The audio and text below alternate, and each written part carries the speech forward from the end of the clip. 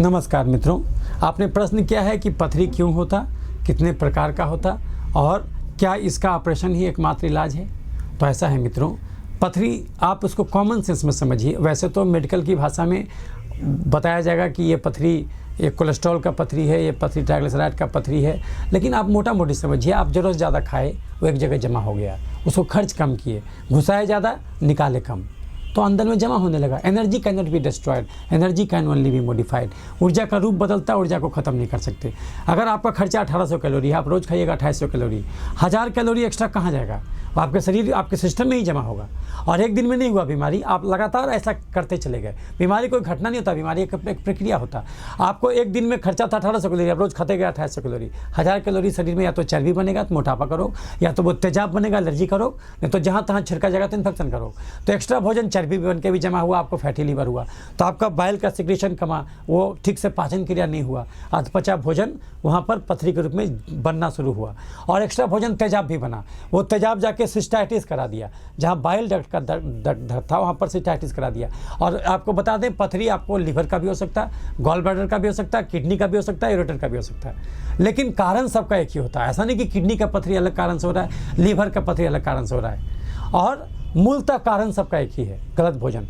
चूँकि शरीर भोजन से बना है, तो खराब क्यों हुआ शरीर? क्योंकि भोजन गलत था। बबूल का गाछ रोपिएगा, कितनों पटवन कीजिएगा, शाम कैसे फरेगा? तो जो एक्स्ट्रा भोजन चर्बी भी बन के वहाँ डैमेज किया, चर्बी बन के भी जमा तो पथरी बनने लगा, और एक्स्ट्रा भोजन तेजाब बन के भी जमा हुआ तो उसको सिस्टाइटिस करा दिया। तो जहाँ पर छिल जाएगा वहाँ पर जल्दी मात्रा में और भी वो सब जमा होते होते पथरी बना देगा। 10 मिलीमीटर तक का पथरी, चाहे वो किडनी में हो कि लीवर में हो कि गॉल ब्लैडर में हो, वो अपने गल जाता है। उससे ज़्यादा बड़ा पथरी को कभी कभी ऑपरेशन कराना पड़ता। लेकिन अगर आप बहुत पुराना पथरी रखे हुए हैं तो उसमें कैंसर होने की भी संभावना रहती, खासकर इंडियन पेशेंट में। और जो खासकर गॉल जो होता है, जिसमें कि उसको हम लोग बोलते हैं फैट 40, और फीमेल जो महिला है जो 40 साल से ज़्यादा की है और बहुत ज़्यादा फैटी है, उसको ये होने का संभावना ज़्यादा रहेगा, और उसको कैंसर भी होने का संभावना ज़्यादा रहेगा। बाइल डक्ट कैंसर बोलते हैं, ये इंडिया में बहुत ज़्यादा होता है। तो चूँकि हम लोग high carbohydrate high fat diet खाते हैं, ये रोटी पर हम लोग जम के जोड़ देते हैं। रोटी को तो गलत समझते ही नहीं, रोटी छुपा रुस्तम है मित्रों। तो चीनी चावल आलू अगर आप चाहते हैं कि बिना ऑपरेशन के पथरी गल जाए, जी हाँ, ये बिल्कुल गल जाएगा। और केवल 10 mm का ही नहीं, अप टू 20 mm तक का गल जाएगा। लेकिन ये खाली दवा से नहीं गलेगा, आपको बंद करना होगा चीनी चावल आलू, खस्सी का मांस, मीठा फल, दूध, मैदा, chips, chocolate, ice cream, cold drink, मिठाई, समोसा, पिज्जा, बर्गर, चूड़ा का भुंजा, मूढ़ी का भुंजा, मकई का भुंजा, गाजर, चुकंदर, छुहारा, किशमिश, खजूर, देसी मुर्गा, खस्सी का मांस, बड़ा मछली, हॉर्लिक्स, कम्प्लान, बोर्नवीटा, खिचड़ी, खीर, ग्लूकोन डी, पूस का पिट्ठा, कुकर का चावल, सेवई, साबूदाना, मखाना, पानी, फल, सिंघाड़ा, ये खाना छोड़ना होगा। तो फिर ये खाना भगवान क्यों बनाया, और इस सब खाने में बुराई क्या है? अभी जिस भोजन का हम नाम गिनाए, ये वो भोजन है जिसमें कार्बोहाइड्रेट और फैट मोर देन 80% है। तो आखिर भगवान पागल था क्या? ये खाना बनाया क्यों? ये खाना उसके लिए बनाया गया था जो 8 घंटा कुदाल चलाता हो खेत में, जो 8 घंटा पीठ पर बोझा धोता हो, जो 8 घंटा लगातार योगा करता हो, जो 8 घंटा लगातार जिम करता हो, जो 8 घंटा लगातार वेट लिफ्टिंग करता हो, ये उसका खाना है। अगर उतना मेहनत करके खाइएगा तो ये सबसे दिक्कत नहीं होगा। लेकिन अगर आप 2 ही घंटा कुदाल चला रहे हैं, 2 ही घंटा पैदल चल रहे हैं, 2 ही घंटा योगा कर रहे हैं, तो आपको क्या खाना चाहिए? दाल रोटी खाओ, प्रभु के गुण गाओ। मेहनत कम करते दाल रोटी खा के रहो। लेकिन दाल रोटी बोला गया, रोटी दाल नहीं। यानी 70% भोजन दाल, 30% भोजन नहीं रोटी से आएगा। दाल अनलिमिटेड, हरा सब्जी अनलिमिटेड, लेकिन जमीन के नीचे उगने वाला आलू, अरुई, ओल, शकरकंद, चुकंदर, गाजर, केला, मुरैल, सलजम, फेटा सब्जी कभी मत खाइएगा। जब सब्जी खाइएगा अगवे हरा सब्जी, अगवे हरा सब्जी।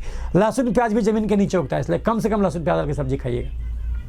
तो दाल अनलिमिटेड। दाल कैसे बनेगा? सब मिला दीजिएगा, मूंग, मसूर, अरहर, उड़द, चना, उसमें पालक का साग, टमाटर, धनिया पत्ता डाल दीजिएगा, कुकर तसला में खुला दीजिएगा, घोटनी से घोट दीजिएगा, छौंक दीजिएगा। छौंकिएगा तो शुद्ध घी से छौंकिएगा।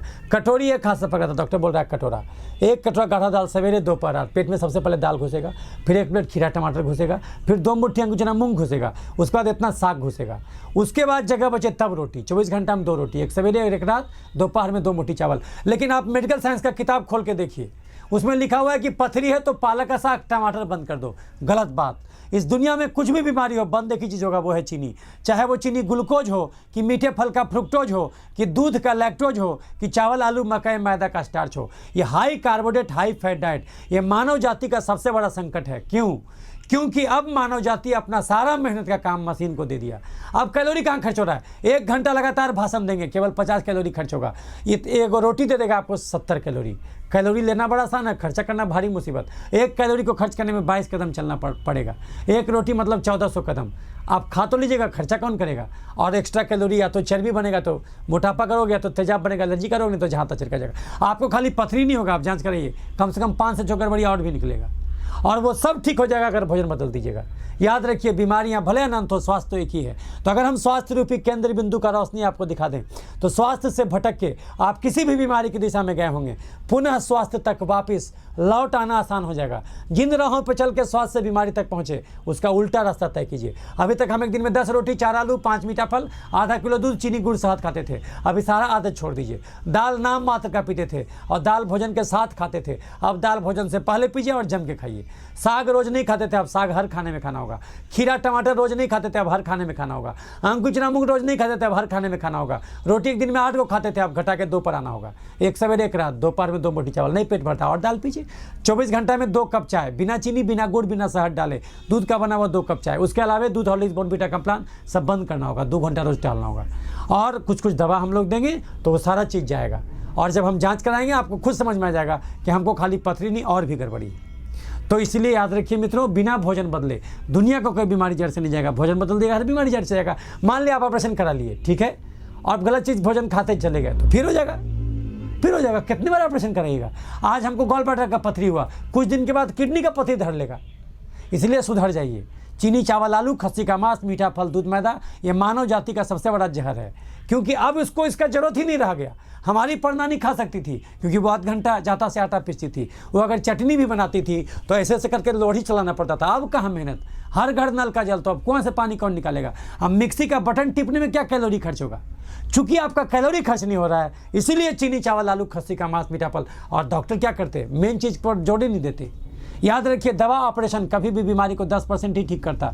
90% इलाज डाइट और एक्सरसाइज ही होता। और डॉक्टर आपका भोजन नहीं बदलेंगे और आपके थ्रू अपना धंधा करना चाहेंगे। इसलिए याद रखिए, भोजन बदलिए और रोज़ 2 घंटा टहलिए। पथरी की हर बीमारी जड़ से जाएगा। उम्मीद करते हैं वीडियो अच्छा लगा होगा। अगर अच्छा लगे तो लाइक और शेयर कीजिए, ताकि और भूले भटके कभी कल्याण हो सके।